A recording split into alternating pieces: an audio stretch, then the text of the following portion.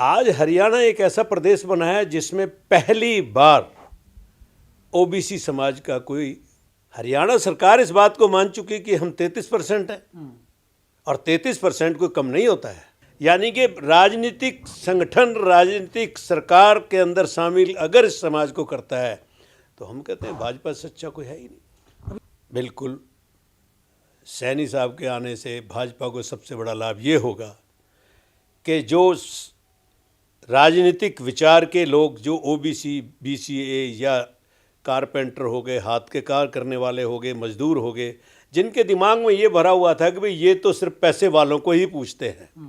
देखिए, जहाँ तक मूलचंद शर्मा जी का सवाल है, वो बहुत सुलझे और बहुत ही समझदार आदमी हैं। दोस्तों नमस्कार, आप देख रहे हैं सत्य हुंकार में आपके साथ सत्यपाल। हरियाणा की राजनीति में बड़ा फेरबदल देखने को मिला। राजनीति में फेरबदल हुआ, नायब सिंह सैनी जी को मुख्यमंत्री बना दिया गया। अलग अलग चर्चाएं होने लगीं कि आखिर इस राजनीतिक बदलाव के मायने क्या हैं, और ये चर्चाएं चल भी रही हैं। लेकिन इन्हीं चर्चाओं के बीच में एक और बड़ी चर्चा जो खास तौर पर भारतीय जनता पार्टी की तरफ से चलने लगी कि ओबीसी चेहरा के तौर पर नायब सिंह सैनी को हरियाणा को मुख्यमंत्री के रूप में दिया गया। और आज मेरे साथ जो शख्सियत हैं वो हमेशा ओबीसी की बात करते रहे, वो हमेशा विश्वकर्मा समाज की बात करते रहे और वकालत करते रहे कि अगर समाज का उत्थान चाहना है तो समाज की भागीदारी राजनीतिक तौर पर होनी चाहिए। आज के इस नायब सिंह सैनी के मुख्यमंत्री बनने के बाद हरियाणा में ये कहा जाए कि ओबीसी की सहभागीदारी हो गई है या विश्वकर्मा समाज की अगर मैं कहूँ कि भागीदारी हो रही है, इस सारी बातों को समझने के लिए आज मेरे साथ होंगे अखिल भारतीय श्री विश्वकर्मा महासंगठन के राष्ट्रीय अध्यक्ष रतनलाल शर्मा विश्वकर्मा जी, और उनके साथ होंगे राष्ट्रीय कोषाध्यक्ष रविंदर जांगीड़ जी, और उनके साथ जो बैठे हैं राष्ट्रीय सचिव उधम सिंह जी। आइए सबसे पहले इनका स्वागत करते हैं। सर, बहुत बहुत स्वागत है आपका। धन्यवाद। और सबसे पहले तो बधाई हमारी तरफ से, हमारे पूरे दर्शकों की तरफ से कि नायब सिंह सैनी जी को हरियाणा का मुख्यमंत्री बना दिया। तो क्या कहेंगे, सबसे पहली प्रतिक्रिया आपकी? सही मायनों में आज हम लोग जो इतनी मेहनत करते रहे, हमारा महासंगठन, हमारे साथी जितने भी हैं अखिल भारतीय विश्वकर्मा महासंगठन के, जिसमें हम ओबीसी, बीसीए और हर वो आदमी जो हाथ से कार्य करता है, हम उसको संगठित करने पर लगे हुए हैं। और हमारे महासंगठन की भरकस कोशिश ये रही है कि हम राजनीतिक बेस पर अपने इस पिछड़े हुए समाज को राजनीतिक प्लेटफॉर्म पर लेके आए। लेकिन आज तक किसी ने ऐसा नहीं किया। ये पहली बार हरियाणा में हुआ है और इसके लिए मैं आदरणीय श्रीमान नरेंद्र मोदी जी, प्रधानमंत्री जी को बहुत बहुत धन्यवाद देते हुए, और मैं इस बात की प्रशंसा भी करता हूं कि मोदी जी ने अब अपने जीवन को ओबीसी के लिए ढालना शुरू कर दिया है। आज हरियाणा एक ऐसा प्रदेश बना है जिसमें पहली बार ओबीसी समाज का कोई मुख्यमंत्री बना है, और ये हमारी बहुत बड़ी जीत है। हम इस जीत के लिए इतने खुश हैं, इतने उत्साहित हैं कि हमें लग रहा है कि अब हमारा महासंगठन ने जितनी मेहनत की उसका रिजल्ट आस्ता आस्ता हमारे सामने आने लगा। मैं हरियाणा की जनता को, हरियाणा के पिछड़े वर्ग को बहुत बहुत मुबारक देता हूं कि आप लोगों को राजनीति में जाने की एक पहली सीढ़ी प्राप्त हो चुकी है। इसके लिए आप बधाई के पात्र हैं।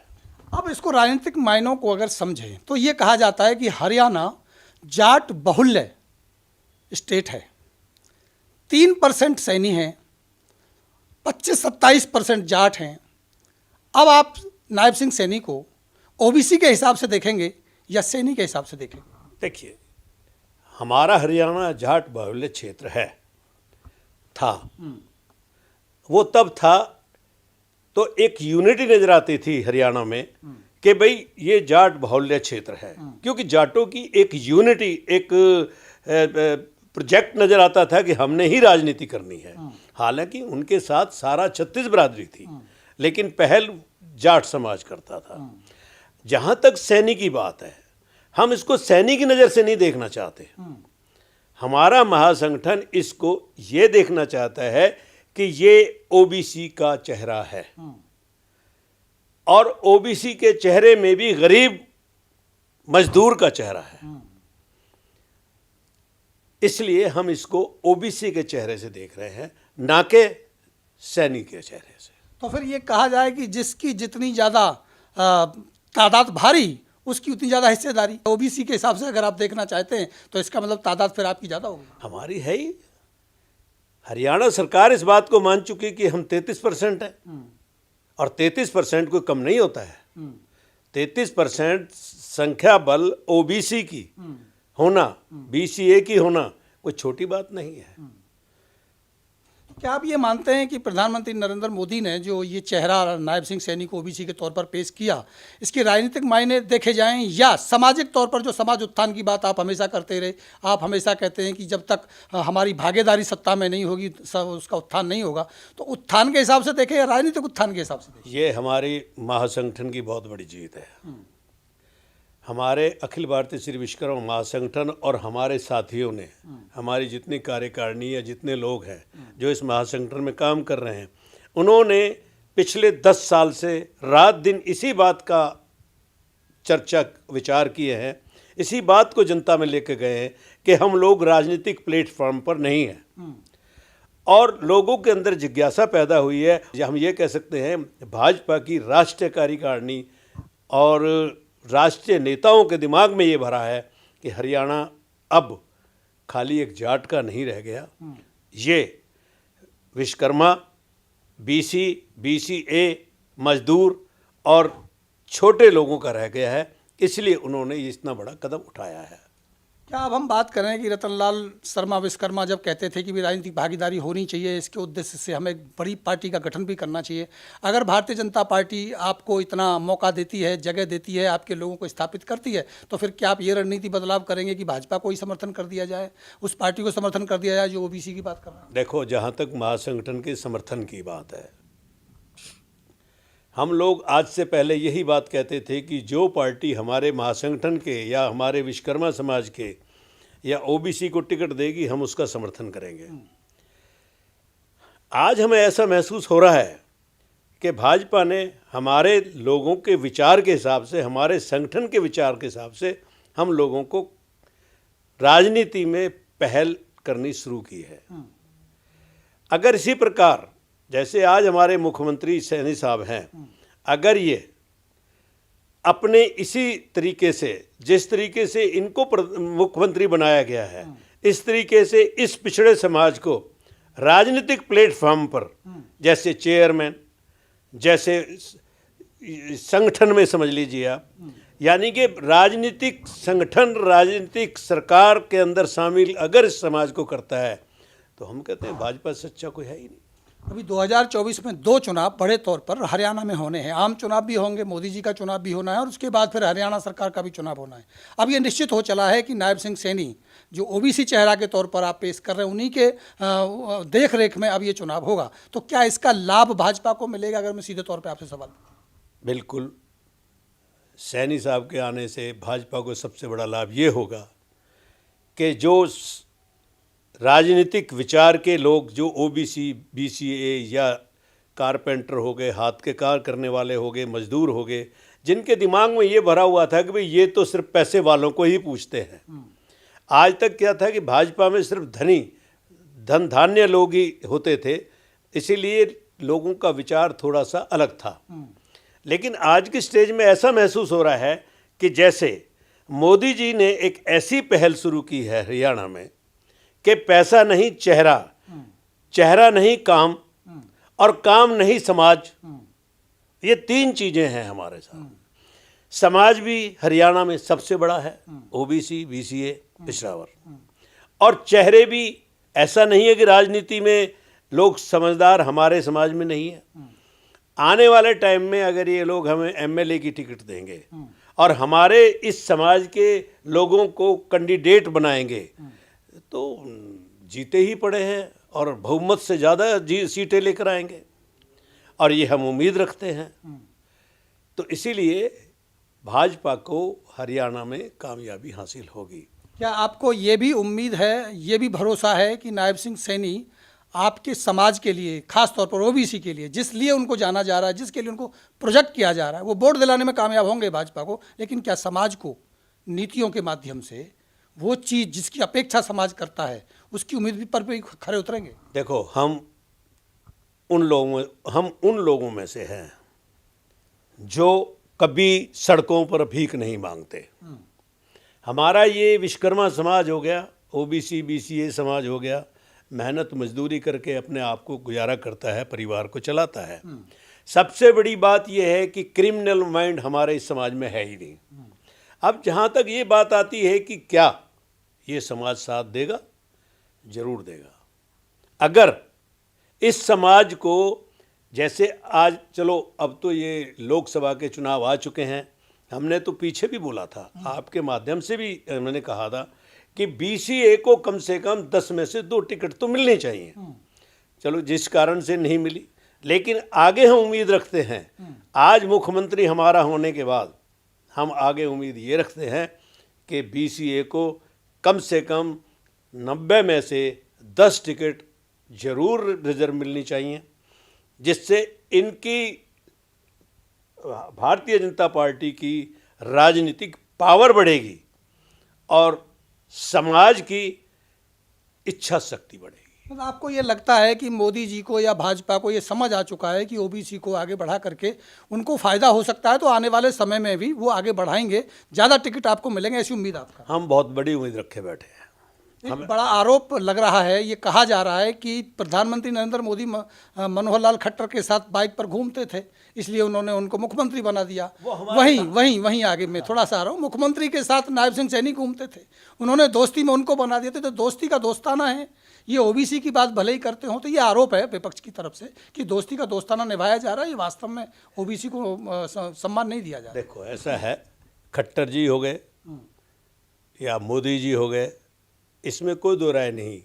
ये हमारे फरीदाबाद में भी राजदूत मोटरसाइकिल होती थी, उस पर घूमते थे, हम लोगों के साथ बैठते उठते सोते थे, हम लोग भी इनके साथ दरियों पे सोए हैं। दोस्ताना में वहाँ तक तो मानता हूँ जहाँ तक खट्टर जी मुख्यमंत्री थे, लेकिन नायब सैनी से तो दोस्ताना नहीं है। उनमें तो एक चेहरा नज़र आया कि बीसी का चेहरा है, ओबीसी का चेहरा है, और जो चेहरा है तो उसको इसलिए पेश किया गया जिससे कि हम लोग उनके साथ जुड़ जाए, जबकि हम तो ओबीसी में हैं और पहले से ही कोशिश कर रहा है हमारा वहाँ संगठन कि सरकार हमें राजनीतिक प्लेटफॉर्म दे। तो मेरे साथ बैठे हैं राष्ट्रीय सचिव ऊधम सिंह जी, उनसे भी समझते हैं कि नायब सिंह सैनी के मुख्यमंत्री बनने के बाद क्या है उनका सोचना। अपने विचार इस तरह से व्यक्त करता हूँ कि हरियाणा के इतिहास में ये पहली दफ़ा है जब हमारे आदरणीय प्रधानमंत्री अपने अमित शाह जी, नड्डा जी, इनकी मेहरबानी से या इनकी कृपा दृष्टि से एक पिछड़ा वर्ग का इनका जो वफादार सिपाही है वो आज मुख्यमंत्री के पद पर पहुंचा है।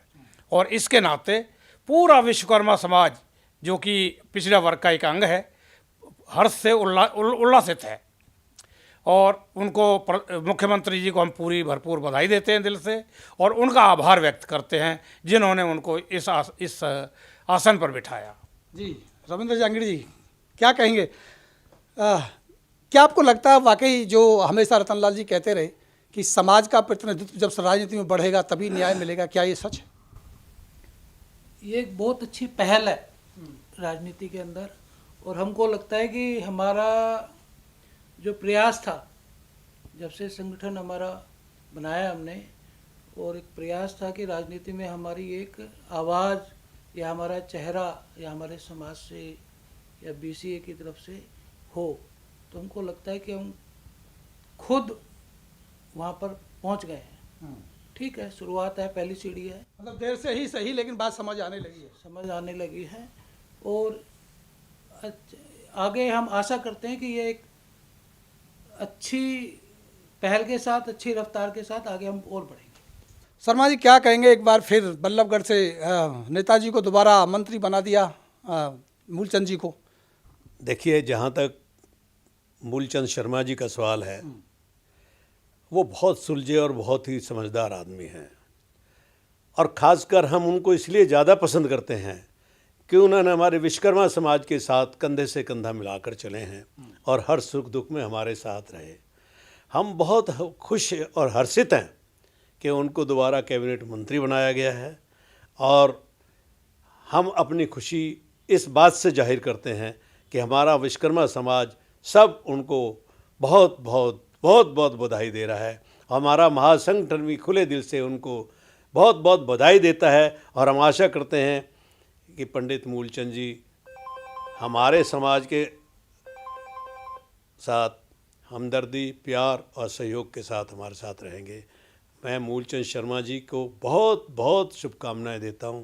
अंत में आखिरी सवाल लेंगे। अखिल भारतीय श्री विश्वकर्मा महासंगठन मुख्यमंत्री जी को बधाई देने के लिए कोई तैयारी कर रहा है क्या? किसी तरह से उनका स्वागत करने की तैयारी कर रहा है क्या? देखिए, हमारी आज तो पहली खुशी की लहर है। पूरे समाज में एक बहुत बड़ी खुशी पैदा हुई है। लोग लड्डू बांट रहे हैं, खुशियाँ मना रहे हैं, और ऐसा लग रहा है जैसे हमारे लिए एक त्यौहार आ गया हो। जहाँ तक है सम्मान की बात, हम फरीदाबाद में मुख्यमंत्री महोदय का बहुत बड़ा सम्मान करने जा रहे हैं, और उनसे समय लेंगे और यहाँ बुलाएंगे और सम्मान करेंगे, और आप देखेंगे कि लोग किस कदर सम्मान में उनके सामने जुट जाते हैं। बहुत बहुत स्वागत आपका, बहुत अच्छे से आपने अपनी बात रखी। तो ये थे मेरे साथ अखिल भारतीय राष्ट्रीय विश्वकर्मा समाज के राष्ट्रीय अध्यक्ष, जो कहा करते थे कि जब तक राजनीति में आपकी भागीदारी नहीं होगी, आप न्याय नहीं मिलेगा। तो लग रहा है कि अब राष्ट्रीय राजधानी में कहें या राष्ट्र की पूरी राजनीतिक विचारधारा में कहें, भागीदारी बढ़ रही है। इसका मतलब बात समझ आ रही है। नमस्कार।